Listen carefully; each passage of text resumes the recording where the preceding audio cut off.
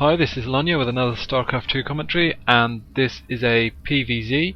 We've got Jubei here as the blue Protoss in the top right, and some dude with a Korean name in the bottom left as the red Zerg on Xel'Naga Caverns. So it's a two-player map. They should be able to scout each other fairly easily, and we'll have to see what these two players try and do. This is on the latest patch 1.1.2, so it's kind of marginally easier for a Zerg to kind of take a fast expansion fairly safely, but obviously on Xel'Naga Caverns you know where your opponent is.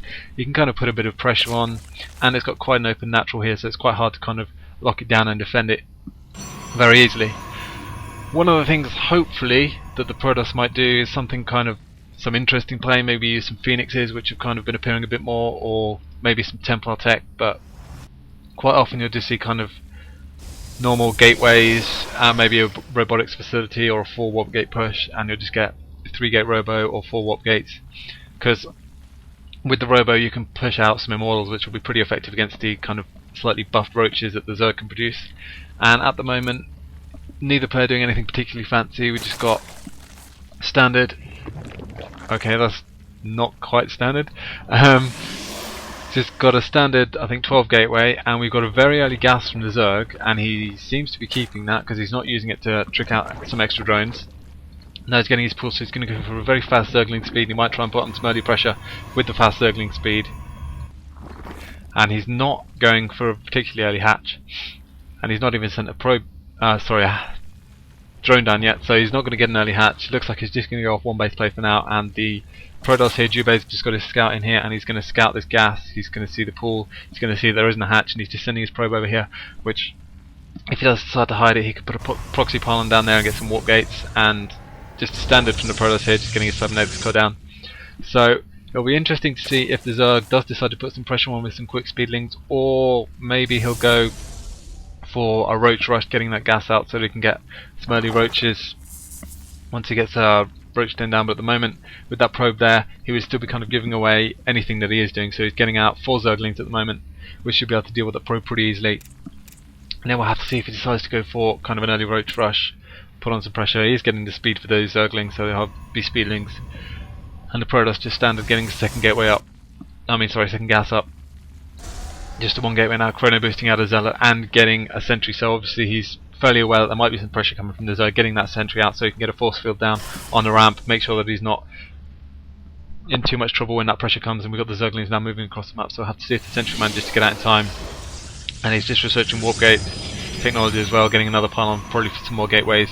We'll have to see if that one Zealot can block off these lings, and if the sentry will just come out in time, so he should be able to get a force field off. No. Oof. Zerglings just run away, and it looks like now we've got a hatchery down, probably on about, I think, 20 drones. So not going for a particularly economic game, getting out 8 Zerglings, which is going to cost him on the drones, so he really needs to do kind of something with all that pressure. But at the moment he's not really forced the Protoss here to do too much, and the Protoss is in fact going for a Stargate, so it looks like we might see some Phoenix play from the Protoss, which will be pretty effective because you can take down Overlords, lift up the Queen, take down the Queen, and do quite a lot of harass. And one of the things you can do with Phoenix is kind of force the Zerg into going anti-air, so either you'll force out some more Queens, which, I mean, a lot of Zergs kind of get 3 Queens anyway because it makes it a bit easier to do quite a lot of early defense, but with all these lings he might not be considering doing that anyway. So getting out the Stargate and 2 gateways, he might look at getting some Phoenixes, in which case he can kind of possibly force Hydras, and it looks like the Roach den's going down now, but it is going to be quite late, so he's not going to do particularly much pressure with the Roaches. We'll have to see if he decides to get some Phoenixes out, or whether he's going maybe for a Void Ray. No, it is the Phoenix, so it looks like he's going to put on some Phoenix pressure, and that'll often force Zerg to get Hydralisks instead of going Mutalisks, because 1, the Hydralisks can shoot in the air, and 2, they come out quicker, and 3, the Mutalisks can, if you're really good with your micro, get taken down by the Phoenix.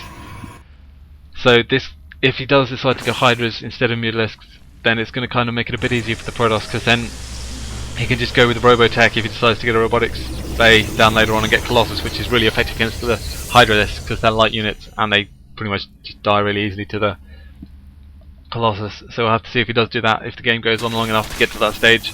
But obviously with the kind of early Stargate, getting those Phoenixes out, he's going to be quite kind of gas capped to start with anyway. And at the moment just holding off these lings on his main door. We've got the layer coming up now for the Zerg. And he's got a couple of Queens out, slightly ahead in drone count, just getting out quite a few more drones, kind of catching up from that early economic loss by getting all these things out, and it looks like Jubei's putting more gateways down at the bottom of his ramp, so just kind of making a nice little kind of wall there. It'll make it a bit easier when he expands to kind of just block off this area here from any kind of speedling run by and any kind of harass. And we've got a couple more gases coming up, so it looks like the Zerg up here is going to make sure he's got quite a lot of gas, so he might be going for Mutalisks, and he'll probably put down the spire by now. No, layer's not quite finished yet. So when that layer finishes, we'll have to see if he goes for the Hydralisk den or the Mutalisks, and whether he in fact knows about... Oh, we got these Zerglings going in. No, not managing to do anything on the front door. We'll have to see if he's seen the Stargate, and... he hasn't seen the Stargate yet, so he knows the cybernetics core's there. He knows there's gateways down, he's seen the Nexus, but he hasn't seen the Stargate, and the Phoenixes haven't yet been revealed. Although it doesn't look like he's doing too much with the Phoenixes at the moment. He's got 4 out, in fact, so I missed that. So he's taking down those Overlords, kind of a bit like the Corsair was using in StarCraft 1. Taking down Overlords, keeping the Zerg supply capacity 60 over 44, so he's well in the red at the moment. Now he's only on 36, so he really can't produce any units whatsoever apart from what's already producing at this point. And he's going to be a serious problem because he's not going to be able to get anything out to defend at the moment. And now 56 out to 28, so he's in serious trouble at the moment. And he is getting down Spore Crawlers, so they'll be able to shoot up and take out these Phoenixes eventually if they're in the right place. But at the moment, these Phoenixes are doing a lot of damage, not killing units, but using up a lot of minerals, using up a lot of lava, and stopping and making anything kind of useful in terms of units, any defensive units, any offensive units, any drones, and are taking out more Overlords. So wow, up to 100 supply, so he's pumped out a lot of Overlords just to deal with that problem. And they're all going to be clumped up together a bit here, although at the moment they're just getting taken out a bit, but he's had to pump out a huge amount of Overlords just to kind of make sure that he doesn't get supply cap from all these Phoenixes, which is really going to put him behind both in terms of mineral count and in terms of the drone count, because he hasn't been able to spend all this lava, so it's been kind of gathering up. And at the moment we've just got these 3 warp gates still just producing some gateway units, not too much tech apart from that, and just another Overlord going down. I mean, at the moment he's still not too capped because he did produce all those Overlords, but he's still getting pretty close again, so he's going to have to produce even more just to make sure that he stays ahead. And he's just, we've got the robotics facility now going down and some drones coming out, and it looks like the Zerg's going to try and take his third at the moment. So we've got that robo going down, which producing an observer for now, and another gateway going down, so it's going to be 4 gate robo off these 2 bases. And the Zerg's going to try and get his third base up, and kind of, they're both going for a bit more of a macro game now. The Zerg, despite those early units, didn't really put on any early pressure, hasn't had too much economic harass from the Protoss either, even with those Phoenixes, apart from taking down the Overlords. Now we've got the Phoenixes taking down a few drones, so finally kind of getting in there, starting to take out those drones, just kind of running away from these Hydras which he's forced, like I said, from the Zerg earlier. And we'll have to see if he does decide to get a robotics bay for the Colossi along with that robotics facility, so that he can just basically easily destroy all of those Hydralisks without too much problem. He's got a 3rd hatchery going up now, so just the 2 bases, 3 hatcheries, just to make sure he's got enough lava to produce all the units off these 2 bases. Pretty close to being supply capped at the moment, and taking down the gold base as well, so he's kind of got the option of both those expansions, and he's going for the gold for now, but he's also cleared the rocks down here so he can take this expansion when he wants. And just make sure he gets a decent lead, and it looks like the Protoss is now going to push out. It's got these Phoenixes hiding around here, waiting to put on some pressure, waiting to hopefully try and catch this army slightly out of position, which is just kind of hanging around this gold base at the moment. We'll have to see if he goes in and takes out some more drones, takes out maybe some Overlords again. And yep, he's going to pick up a few more drones now they've got their energy back for that pickup. And if we take the unit, we can see there aren't any robotic bay units out yet apart from that observer, but he is producing a Colossus, so that should be here, ready to take on those Hydralisks, and it'll be the Roaches and the Hydralisks. The Roaches can pretty much tank all the damage from the Colossus, but if you target it on the Hydralisks, then they'll basically take them down really quickly, and you can try and get your Stalkers and your Zealots just kind of in close on the Roaches. And with the force fields on these full energy sentries, he might be able to just split this army up beautifully and then just send the Zealots in to attack the close range Roaches, and stopping the Hydras having too much of an impact on the rest of the army, because they don't have a particularly long range, and if they're pushed away by those force fields, then he'll be able to do quite a lot of damage to half the army while keeping the rest of it away and just going to work on it with the long range of the Colossi.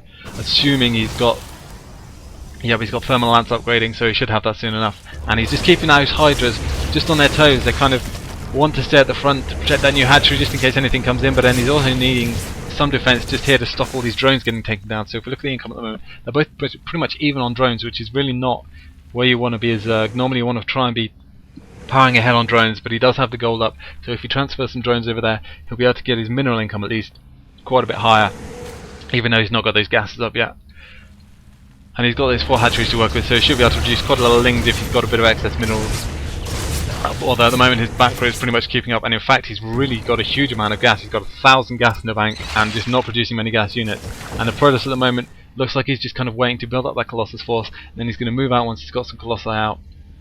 And if he waits for this third one, which he probably should do, once he's probably going to take down these rocks, wait for the third Colossi, maybe a fourth, and then just go on and try and do as much damage as he can to this force, which is quite Hydralisk heavy. So we got 20 roaches, 16 Hydralisks, and if he can take down all those Hydralisks really quickly with those Colossi, he'll be able to do a lot of damage. And again, just keeping those Phoenixes around. He still hasn't built any more since the start. He's still only on 4 Phoenix, but he's just kind of there on the edge, taking down drones whenever he can, doing as much damage as he can, not bothering with the overlords anymore because it's kind of a bit of a waste. And it looks like, in fact, he's got those Colossi out. He's got those 3 Colossi out. He's not waiting for the rest of his army, which is a bit of a mistake, but nice force fields go down, splitting that army beautifully, and those Hydralisks really just can't do anything to touch the Colossi. The roaches can't get in close. Everything just going down to all these Colossi. Easy pickings. Although there are quite a lot of Hydralisks who are doing quite high damage because they got that high DPS. But I'd say the Protoss is going to win just because it's just the Hydralisk now against the Colossi, and basically the Colossi will eat up those light units just forever and ever and ever. And yet we got a good game from the Zerg. Just forced those Hydralisks, pumped out the Colossi in the end once you kind of got a decent econ going, and then it was just an easy, basically almost 1A with the force fields, split up the army, take on half the army at a time. Easy victory, well played out by the Protoss.